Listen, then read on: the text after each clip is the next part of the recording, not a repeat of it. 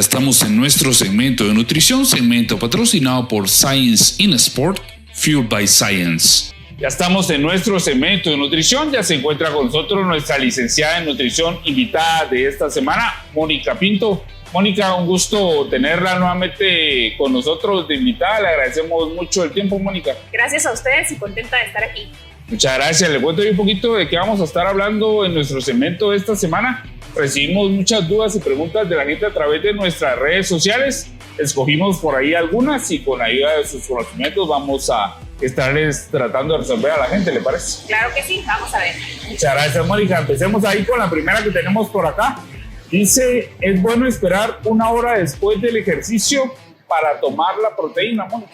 Ok, vamos a empezar con que esto se le llama ventana anabólica, o en ese momento se le conoce como con este concepto, y se trata de que durante los primeros 5, 10, 30 minutos después de haber terminado la actividad física, la proteína se absorbe de una mejor manera, una forma más eficiente y se aprovecha, y por lo tanto antes se recomendaba ese tiempo. Últimamente hemos tenido varios estudios donde se comprueba que esta ventana no es significativamente diferente, es decir, no hace gran diferencia en el aprovechamiento de estos nutrientes, así que podríamos tomarla después de una hora, incluso que el nutriente que consumamos se va a aprovechar, ¿verdad? No significa que si yo tomo la proteína o como una hora o 2 horas después, ya no lo aprovechó mi cuerpo, ya no me sirve de nada, sino que pues definitivamente puede que haya una diferencia leve de mejoría o de beneficio en ese tiempo, pero no significa que no lo podemos aprovechar después de eso, ¿verdad? Entonces, en realidad ya no está tan justificado.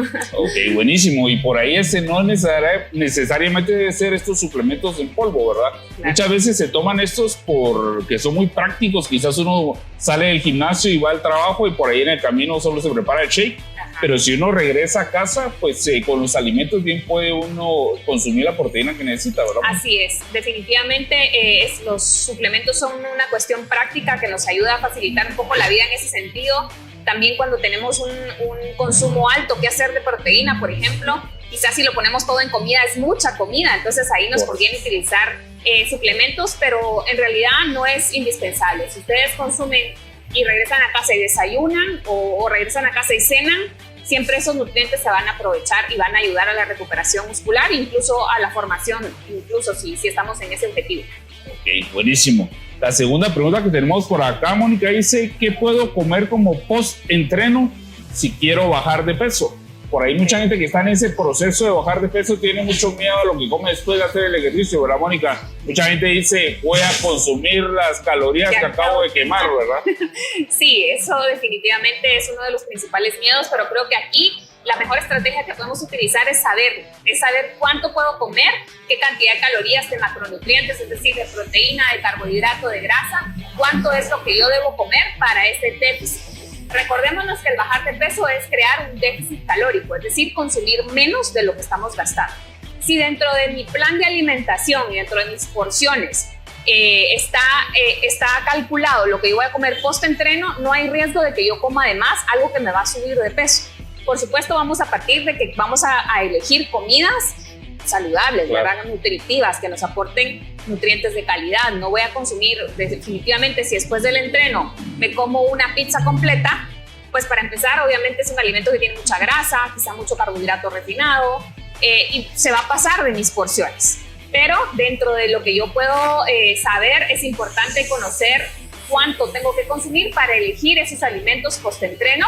Definitivamente una de las recomendaciones es consumir proteína, porque la proteína nos ayuda a la recuperación muscular, y carbohidrato también, que el carbohidrato no hay que tenerle miedo, ¿verdad? O sea, siempre es necesario para la formación de masa muscular, de hecho, ¿verdad? Entonces, siempre vamos a necesitarlo. Si no se lo damos al cuerpo, el cuerpo lo va a sacar de nuestros músculos, de nuestra proteína. Entonces, sí es importante consumir. Ok, buenísimo.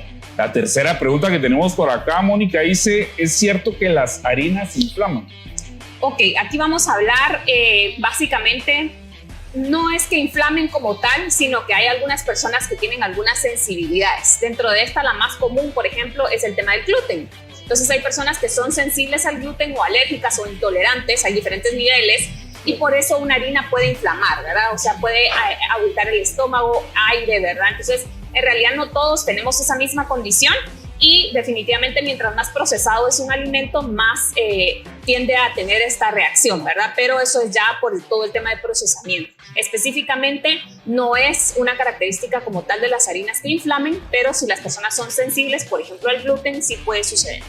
Por ahí pasa mucho entonces por el tema personal, no a todas las personas les ocurre esto, ¿verdad? Claro, es una cuestión particular. Y como digo siempre, si hay personas que tienen cierta sensibilidad, sobre todo al gluten, que está pues en casi todas las harinas, ¿verdad? Entonces esas personas van a tender a tener mucho más esta reacción.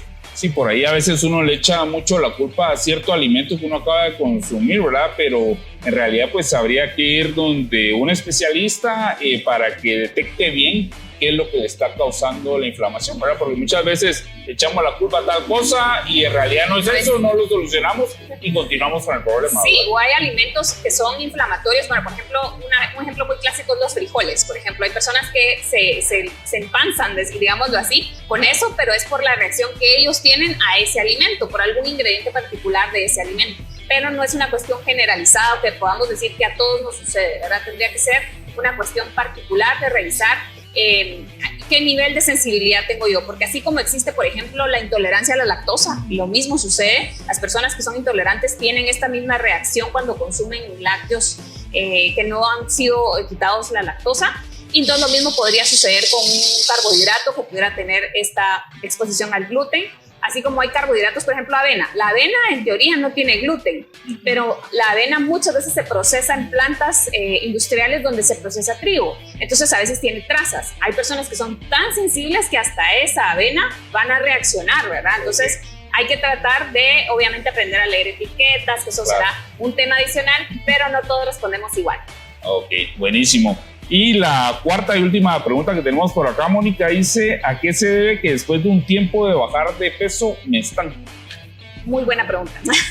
Sucede mucho, ¿verdad?